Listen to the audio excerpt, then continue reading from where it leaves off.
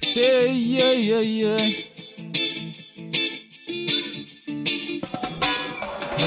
Whoa.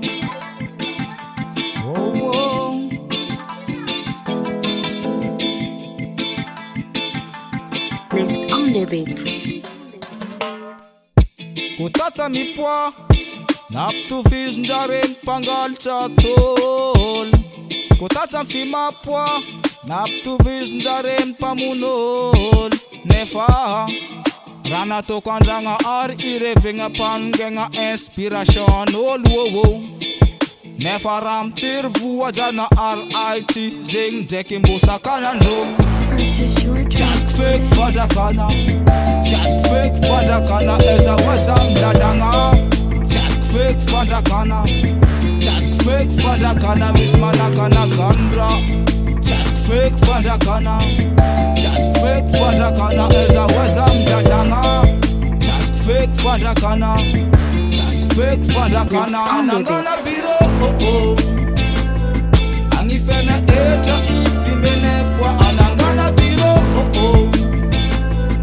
Saveti ketwan zebifima kwa anangana biro za ai Fachitara ifangent ilava anangana biro za ai Save patant isantang wan kanda man famila biro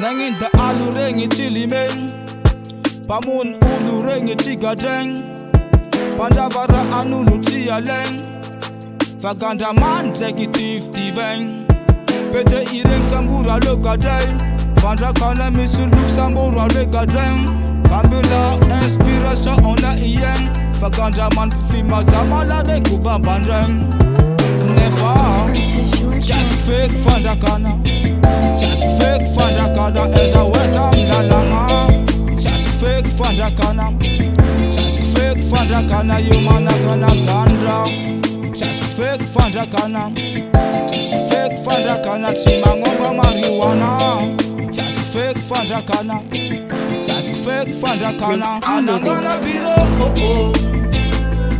Angifena eta ifingene kwa anangana biro